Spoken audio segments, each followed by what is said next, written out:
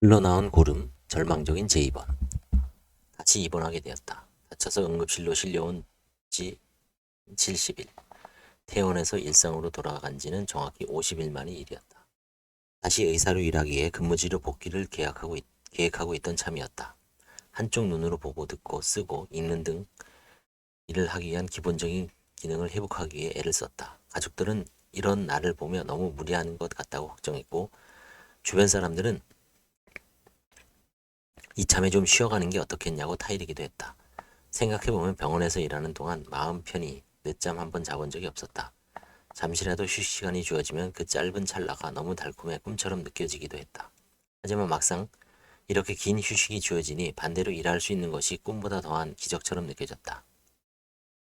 내가 할 수 있는 일이 마땅히 나에게 주어진다는 것은 단순히 돈을 버는 것을 떠나 자존감에 지대한 영향을 미치는 일이었다. 나는 그렇게 자존감을 지키고 미래를 그려보기 위해 부지런히 일터로 돌아가기 위한 노력을 하고 있었다. 그것은 힘겨운 발악에 가까웠다.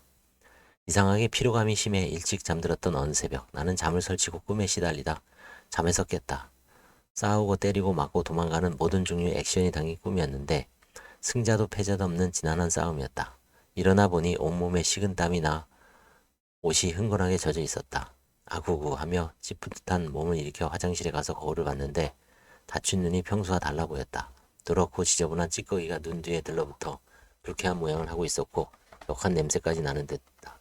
무언가 탈이 난 게 분명했다. 직감적으로 문제가 있음을 확신하자 심장이 빠르게 뛰었다. 먼저 손을 잘 씻고 휴지로 눈 주변을 닦았다. 그런데 웬걸 씻어도 왼쪽 눈꼬리 쪽으로 끊임없이 누런 고름이 흘러나오는 게 아닌가. 이번엔 심장이 쿵 하고 내려앉았다. 내 눈에 도대체 무슨 일이 벌어지고 있는 거지? 안 돼. 어떻게 살린 눈인데. 아침이 되자 아침밥을 들고 계신 부모님 앞에 서서 엄마 나 병원에 좀 가봐야겠는데 라고 아무렇지 않게 혼자 말하듯 말을 건넸다. 평소 같으면 어머 왜 하며 호들갑 섞인 소리부터 질렀을 엄마가 무언가 심상치 않음을 느끼셨는지 조용히 아빠를 쳐다봤다. 그래 다녀와. 엄마는 아침에 성당 봉사가 있다고 하시며 아빠가 대신 같이 가주면 어떻겠냐고 했다. 혼자 갈 수 있다고 말씀드렸지만 아빠는 약속 시간까지 미루고 같이 가겠다고 하셨다. 설득했을 마음의 여유가 없어 두 분이 말을 듣기로 하고 차에 올라섰다. 병원으로 가는 동안 아빠와 나는 아무 말도 하지 않았다. 긴장감만이 맴돌았다.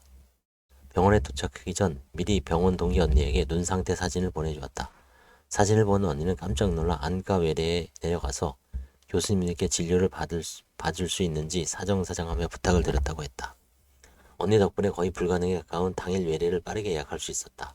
대학병원에 아는 사람이 필요한 것은 바로 이런 경우 때문이라. 평소 의사로 근무하면서 이렇게 당일 예약 부탁을 받거나 일부에게 특혜를 주는 것을 공평하지 못하다며 비난하기도 했는데 어느새 내가 그 당사자가 되어 있으니 부끄러운 마음이 들었다. 그동안 다급해 보였던 많은 환자와 보호자들에게 무심했던 것이 후회가 되었다. 내 상태를 보고 추가 검사가 필요하다고 판단하신 교수님들은 CT와 MRI를 찍자고 하셨다. 결과는 참담했다. 영상 자료를 보니 부러진 코뼈와 안구 주변을 덧대놓은 티타늄 임플란트 주위로 무언가 지저분하게 잔뜩 고여 있었다. 고름이었다. 나의 경우 왼쪽 안구를 둘러싸는 얇은 뼈인 아나와 코뼈 그리고 광대뼈가 광범위하게 부러지고 조각난 상태였기 때문에 터진 안구를 봉합한 후에 이를 받쳐줄 지지대가 필요했다. 그래서 안구 주변으로 넓은 그물 형태의 티타늄 소재 받침대를 두 겹으로 넣어두는데 그 안쪽에 감염으로 인해 고름이 생긴 것이었다. 사고 난 장소가 균과 곰팡이가 많은 야외이기도 했고 게다가 워낙 광범위하게 다쳐서 어떤 감염이 생겨도 이상하지 않은 상황이었다. 이를 미리 예상해 수술 전으로 강한 항생제를 충분히 오랫동안 사용했고 따라서 이제는 감염의 위험에서는 벗어났다고 생각하던 시기였는데 올 것이 오야 만 것이다.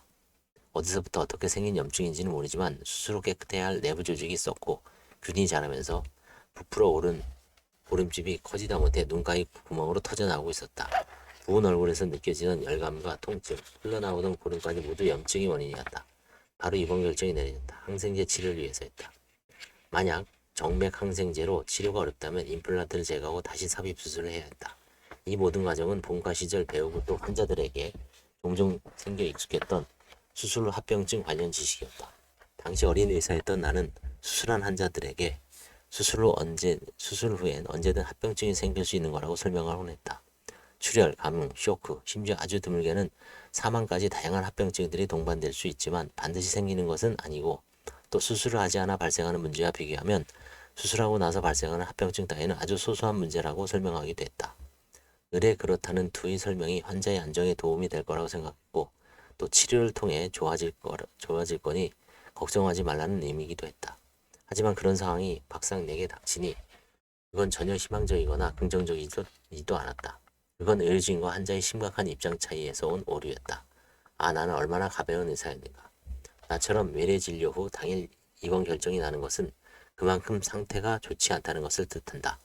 이런 경우 가끔 입원 준비를 해와야 한다며 입원을 늦춰달라거나 거부하는 환자도 있는데 의사의 입장에서는 어떻게든 설득해서 바로 입원시켜야 하기 때문에 정말 난처하고 어려운 상관이기도 했다. 환자가 입원을 꺼리는 데는 나름 다양한 이유가 있다. 본인의 의학적 상태를 잘 모르거나 꼭 필요한 물건이 집에 있어서 혹은 꼭 가야 할 약속이나 꼭 해야 할 일들이 있어서 병원 밥이 싫어서 같은 이유도 포함된다. 나는 환자들이 그런 이유를 대고 입원을 피하려고 할 때마다 이해하기 어려워 더 무섭게 겁을 주곤 했다. 지금 환자분 몸보다 중요한 게 있느냐고. 이러다 길바닥에서 죽으면 무슨 소용이냐고 험한 말을 내뱉기도 했다. 개인 사정은 이해했지만 환자의 건강과 안전을 책임지는 주치의로서 도저히 그대로 집에 보낼 수 없었기 때문이다. 그런데 어처구니 없게도 그렇게 환자를 설득하던 내가 환자가 되니 믿을 수 없는 중요한 일들이 떠올랐다. 입원하자는 교수님 말씀에 머물거리던 나는 교수님 내일 아침에 중요한 일이 있는데 오늘 항생제 주사 맞고 내일 점심에 입원해도 되나요? 라고 떼를 썼다. 교수님은 곤란한 표정을 지으시더니 내과 전문의니 본인이 더 잘 알 거라며 그렇게 하고 싶으면 그렇게 하라고 하셨다.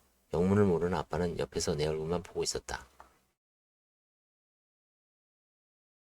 이러면 안 되는 걸 알면서도 나는 진료실 밖을 나와 다음날 오후가 되어서 입원했다. 내가 의사일 때 이해하지 못했던 행동을 내가 환자가 되어 똑같이 하고 있었다. 갑자기 상태가 나빠졌으니 환자로서의 역할에 최우선순위를 더해 했음에도 그러지 못한 내 자신이 한심하게 느껴졌다. 하지만 그 입장이 되어보니 세상은 건강만 신경 쓰기에는 너무나 복잡하고 중요한 일들로 가득했다. 정말 내가 아니면 안 되는 일이 있고 내가 그 자리를 벗어나면 영원히 잃게 되는 자리도 있었다. 검사 결과와 의학적 상태에만 관심을 기울이던 진료실한 의사 시절. 어쩌면 나는 환자의 진료실 바깥의 삶을 충분히 이해하지 못한 채 죽을 거라느니 잘못될 거라느니 하는 무서운 협박들을 내뱉었다. 아마 그렇게 설득된 환자들은 가뜩이나 힘든 본인의 상황을 더욱 절망적으로 받아들이고 있었으리라. 두렵고 착잡한 심표정으로 병실로 올라가던 환자들의 표정이 이제야 나는 이해가 된다. 매일이 깨달음의 연속이다. 다행히도 두 번째 입원을 맞이한 나는 그전보다 단단하며 의식과 의지가 모두 뚜렷했다. 보호자 없이 혼자 있는 병실에 입원하기로 하고 챙겨온 물건들을 챙겨들었다. 병실 안으로 들어가는 입구에서 걱정스러운 얼굴을 한 가족들에게 손을 저어 보내며 다짐했다. 나 서현주는 아직 끝나지 않은 투병 전쟁을 절망과 희망 사이에서 겸허히 받아들임과 동시에 온 힘을 다해 꿋꿋이 이 전쟁과 맞서겠다고. 그리고 자만하지 않고 겸손하게 모든 상황을 받아들이겠다고.